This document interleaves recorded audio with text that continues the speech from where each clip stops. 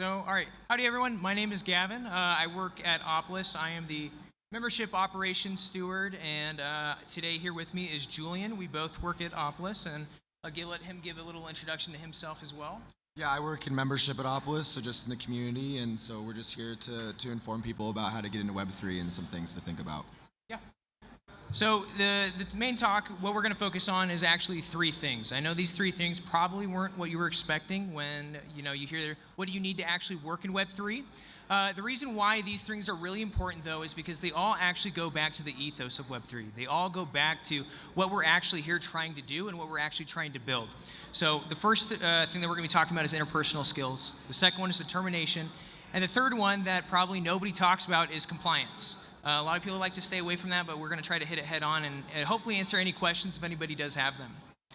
So what do I mean by hone your interpersonal skills? Well, I mean this space right now, just to be frank, is the new digital frontier of things. So there's not really an organized way of doing things. Your biggest strength is going to be the network that you actually build up yourself. It's going to be actually going through people that you know, trying to find job opportunities through your network, connecting with other folks through protocols.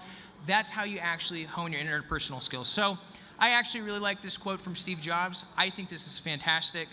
Technology is nothing. What's important is that you have faith in people, that they're basically good and smart, and if you give them tools, they'll do wonderful things with them.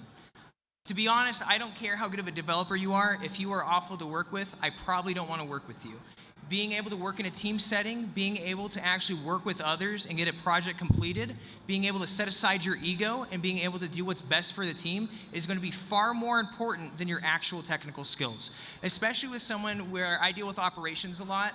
I can't tell you the amount of times that I've struggled with trying to talk with a dev or something like that, trying to get them to actually go through something that's going to make the product better. But because of ego or because of some other factor, it actually hinders and hurts the projects, even though they might be a fantastic dev. So another thing about the network, you think about it like this. You tell one person about a problem you might be having. That person may have a buddy that they know or another friend they know. And that buddy may know somebody that they know. And your reputation is key in this space. Being able to maintain that and being able to work with others, being able to actually go to somebody else and being able to return a favor for them that they might have given to you is critical.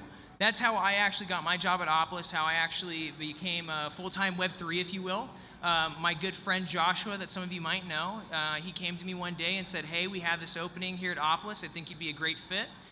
Joined Opolis, and now I'm part of that networking process where when people have an issue or if they want to actually get started in the space, I'm actually able to refer them to other people that some of the connections that I've built up to try to make it a more friendly and approachable space for all of us. So the second thing, and I'm sure everybody in here knows this, but you have to be determined and know that you are going to run into problems. This is the Wild West. We aren't actually operating in something that a lot of people are familiar with. We're building the next generation of technology, the next generation of the internet, doing all these awesome things. And that comes with problems, and we should acknowledge those problems and recognize that they are going to be there. So some of these problems are obviously going to depend on what you're actually doing in the space. For somebody that's starting their own protocol, starting their own company, you're obviously going to run into different problems than somebody that's just looking to be full-time Web3 and is maybe a full-time DAO contributor. So the big one is growth. This doesn't happen overnight. Those stories that we hear where an organization goes from 0 to 10,000% growth, it's not going to happen for most people. You have to be aware that that's going to be a grind. It's going to be a process that you have to actually manage yourself, and you're going to have to actually put in time to keep your community growing, to keep your project growing. But it goes back to your interpersonal skills. In order to grow your project, you actually have to be able to connect with other people. The second thing is revenue. Making a living in this space does not happen overnight. I know some people like to think it does, but it can take months and months at a time to actually get your project deployed, to get everything done, to get the frameworks all set up, and that does take time, and you should be prepared for that.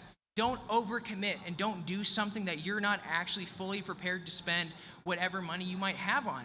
Make sure it's smart. Don't ape in. I know that's probably not what a lot of people would say, but I'm telling you, most of the time it won't work out in your favor. The other thing, and this is common, especially if you're starting your own project, is FUD. People are always going to doubt you. People are always going to say your protocol is not going to be the next big thing. There's going to be an issue. Maybe you have to push back the launch date or something like that. you have to be prepared to ignore that FUD and keep pushing forward. I know that's really big. I saw this recently with an NFT project. They had to push back their start date because the developer got COVID. There was so much FUD in the community that they actually only minted out 3 NFTs when they launched. So instead of closing down the project and doing all of that, they took a step back. They got everything going again. They currently, I think they minted out, and now the floor price of that NFT is something like 0.5 ETH, almost a 10x increase, because they were actually able to push through that FUD.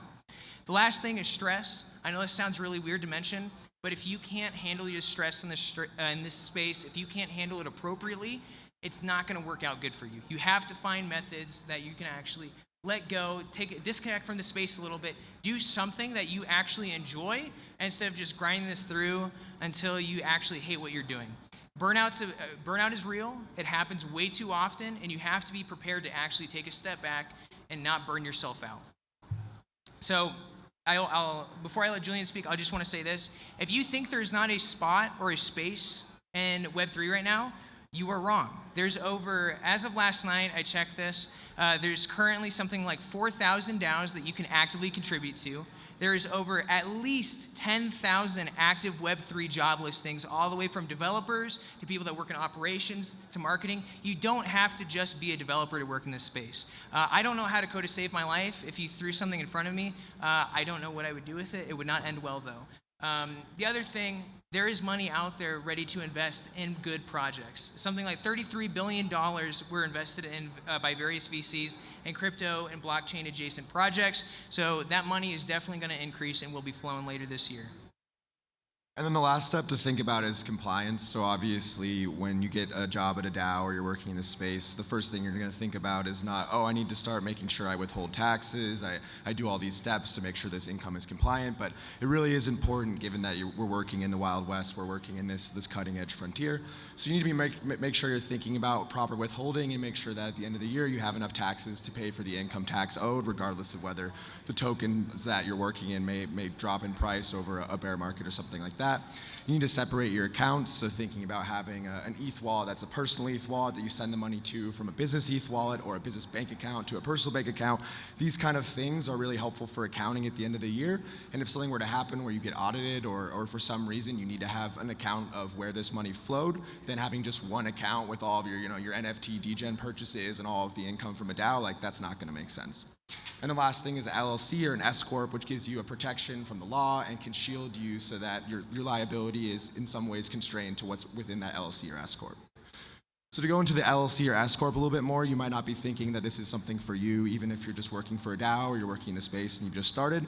But the protection is extremely important, because when you have liability, if you don't have an LLC that is incorporating all of the assets from a specific project you contribute to, then you're also liable for your personal assets, so like your home or other things that you don't want to have be connected to the business or the DAO or the projects that you're working for. The next thing is legitimacy, and making sure that you can run compliantly and operate within whatever state, whatever jurisdictions that you're interacting with in a way that makes sense to the IRS and makes sense to the US government. And then the last thing is privacy. So it actually, even though you think KYCing might be infringing on your privacy, it adds another layer of abstraction from the money coming into your accounts, connected to your personal. Now it's connected to your business, and so there is one more layer of abstraction, and it's harder to find who you are. So the one last thing I'll add before we close really quick, I'm going to show Opolis just a little bit for you. If you are not familiar with Opolis, we actually provide a lot of these things that we mentioned. We do payroll compliance, tax compliance, we can help you form an LLC and all of that. But we're actually looking for devs. So if you are a back-end dev or a full-stack dev, come see me. We're actively hiring for that. And the other thing is, if you have any general questions or need any tips, you can come find me at the Opolis booth. We're literally right on the corner back there. And I guess if anybody has any questions, I'd be more than happy to answer them. Any questions?